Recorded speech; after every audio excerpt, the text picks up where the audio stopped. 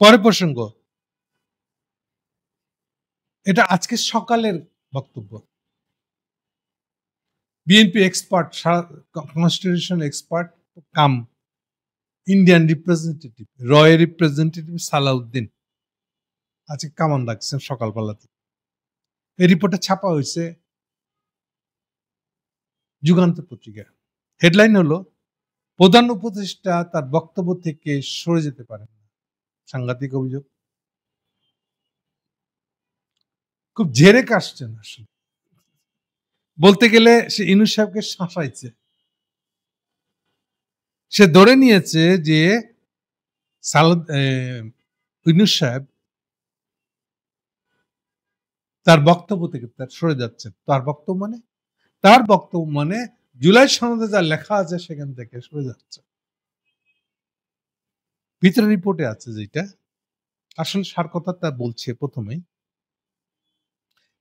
বলতে যাচ্ছে আসলে যে আমরা যেসব জায়গায় নোট অফ ডিসেন্ট দিচ্ছি, নোট অফ ডিসেন্টকে মুছে ফালাই দিয়া ওইটা নিয়ে ওই ইস্যুতে কোনো গণভোট হইতে পারবে না। এটা হচ্ছে সালাউদ্দিনের সার কথা। কিন্তু সালাউদ্দিনের এই কথার সবচেয়ে বিপজ্জনক দিকটা হলো বাস্তবায়নযোগ্য কিনা এই বক্তব্য। এইটা হচ্ছে সালাউদ্দিনের সমস্যা।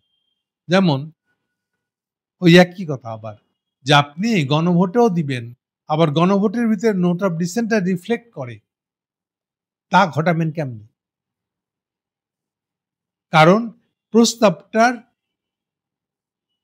সবগুলো মিলে, যতগুলো সংস্কার আছে সবগুলো মিলেই আপনি কি এটার পক্ষে হ্যাঁ অথবা না তাই বলতেই তো বলা হবে। এটাই তো গণভোট।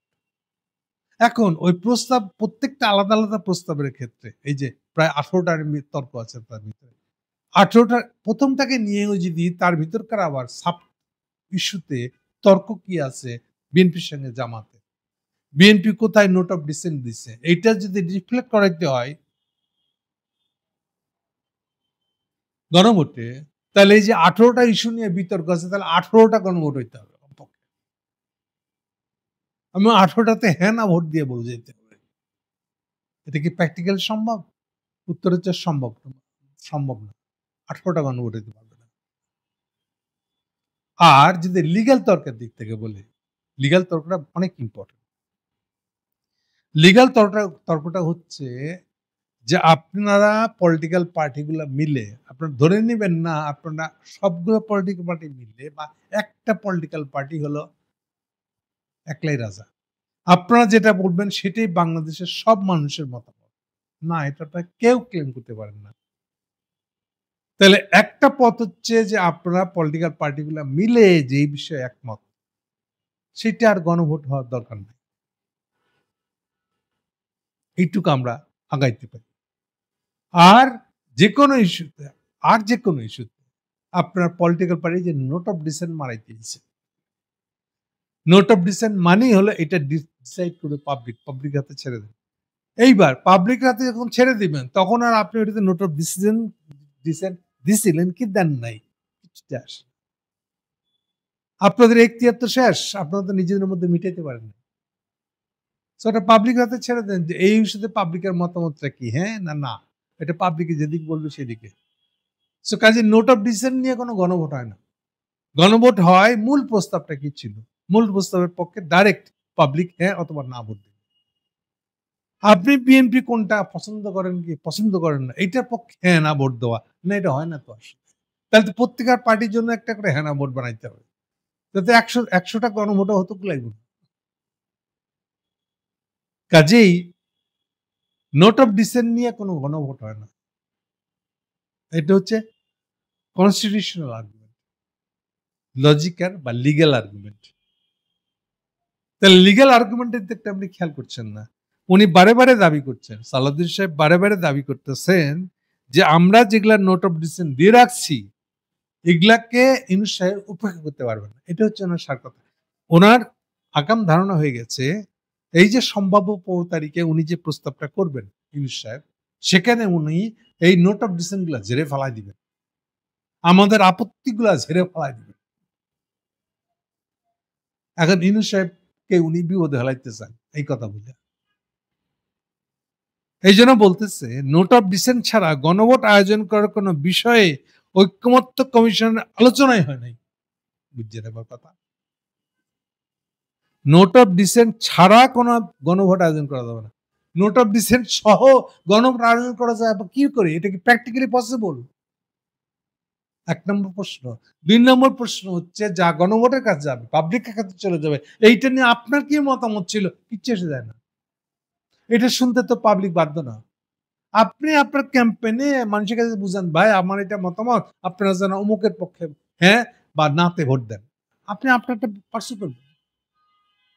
কিন্তু আপনাকে এটা বলতেন সেই জন্য এইটার পক্ষেই কেবলমাত্র হ্যাঁ না ভোট দিতে হবে। না, এটা দাবি করতে পারেন না তো। এটা ইমপ্র্যাকটিক্যাল। যতগুলা পার্টি আছে আর যতগুলা দাবি আছে সবগুলোর একটা করে গণভোট করতে হবে তাহলে। তাতে ১০০ তো লাগবে না গণভোট। ১০০ বেশি কেন গণভোট করতে হবে তো তাহলে। এটা কি সম্ভব? এটা কি বাস্তবে সম্ভব? না। তাহলে উনি মূলত ইউনূস সাহেবকে দায়ী করতে চাচ্ছেন যে আপনি এবং আপনার আলী রিয়াজ ঐক্যমত্য কমিশনের মধ্যে যেগুলোকে আমরা গণভোট, যেগুলোকে আমরা নোট অফ ডিসেন্ট দিচ্ছি, এইটাই দেশের লোককে মানাইতে হবে। এটা হচ্ছে ওনার পজিশন। এই জন্য বলছেন, দেখেন আরো আরো কঠিন শব্দ বলছেন, ইউনূস সাহেবের দ্বৈত ভূমিকার জন্যই স্বার্থের সংঘাত হচ্ছে। আমি এটা ভয়ঙ্কর বলে তিনি মনে করেন। রাজনৈতিক দলগুলো আরো বলছেন, রাজনৈতিক দলগুলো যেসব বিষয়ে ঐক্যমতে পৌঁছাবে তা নিয়ে যত সনদ হবে এবং পরবর্তী নির্বাচিত সংসদ এই সনদ বাস্তবায়ন করবে। এই বক্তব্য থেকে প্রধান উপস্থিতরা সরে যেতে পারেন না। বুঝা না? বাইরে এগুলো তো যা হলো ঐক্যমত সেগুলো হয়েছে, যেগুলো নিয়ে ঐক্যমত হয় নাই সেগুলো কি হবে? এবং সেগুলো যদি মৌলিক সংস্কার ইস্যু হয় তাহলে কি হবে? এই জায়গায় বিএনপির বক্তব্য হচ্ছে যে না, এটা করাই যাবে না, আমরা যে আপত্তি দিছি। তাহলে একই কথা, প্রত্যেকটা প্রশ্নেই যদি যে কোনো একটা পার্টি আপত্তি দেয় তাহলে ওটা নিয়ে তো আর কোনো সিদ্ধান্ত হবে না তখন। ওটা তো বাদ যাবে তার মানে। তার মানে আসলে সবই বাদ যাবে। মানে সংস্কার বলে কিছুই হবে না। এটাই তো চাচ্ছি। যদি ধরে নেওয়া হয় একটা পার্টির আপত্তি থাকলে, একটা পার্টির নোট অফ ডিসেন্ট থাকলে কোনো ইস্যুতে সেই ইস্যুটা বাদ। এই ইস্যু নিয়ে কোনো সংস্কার আলাপ হবে না। তাতে সব বিষয়ে আলাপ, সব বিষয়ে বাদ পড়ে যাবে আসলে। ফলে কোনো সংস্কারই সম্ভব না। তাইলে আজকে যে গলা উঁচায় সালাউদ্দিন সাহেব যে কথাটা বলতেছে, এটা সার কথা হলো আমরা কোনো সংস্কার হইতে। আরো বলতেছেন, দেখেন উনি কত কি বুঝার লোক হয়ে গেছে। এখানে একটা ক্ল্যাশ মানে সংঘাত, ক্ল্যাশ অফ ইন্টারেস্ট আছে। এই সরকার জুলাই জাতীয় সংসদ বাস্তবায়নের জন্য দায়িত্বপ্রাপ্ত। আচ্ছা, এই আপনারাই তো ফেব্রুয়ারি মাসে বলছিলেন কোন সংস্কার লাগবে না, আগে ইলেকশন দেন। এখন আপনারা আবার বলতেছেন জুলাই সনদ, আপনারা জুলাই সনদের ভক্ত হয়ে গেছে। বলতেছেন জুলাই সনদের বাস্তবায়নের দায়িত্বপ্রাপ্ত নাকি জুলাই সনদের, হ্যাঁ বাস্তবায়নের জন্য দায়িত্বপ্রাপ্ত। বাস্তবায়নের তোকে করতে দিচ্ছেন না আপনি। আপনি তো নিজে একটু আগে বললেন যে সনদ বাস্তবায়নের দায়িত্ব তো জাতীয় সংসদের, ইউনূস সাহেবের না। কথা তাল হইল না তার মানে। তাইলে সালাউদ্দিন সাহেব যেটা বলতে যাচ্ছে, আমরা যেটা বলতেছি ওইটাই আপনাকে করতে হবে। ওটা যদি না করেন তাহলে ওটা বাদ। হলো? আরো আছে শ্বাসকষ্ট। সেই হিসাবে সনদ প্রণীত হয়েছে এবং সনদে ৮৪টা দফা ছিল। সেই ৮৪ দফার বিভিন্ন দফায়, সব দফায় নয়, আমাদের বিভিন্ন দলের কিছু নোট অফ ডিসেন্ট ছিল। এগুলাকে আমল করতে হবে।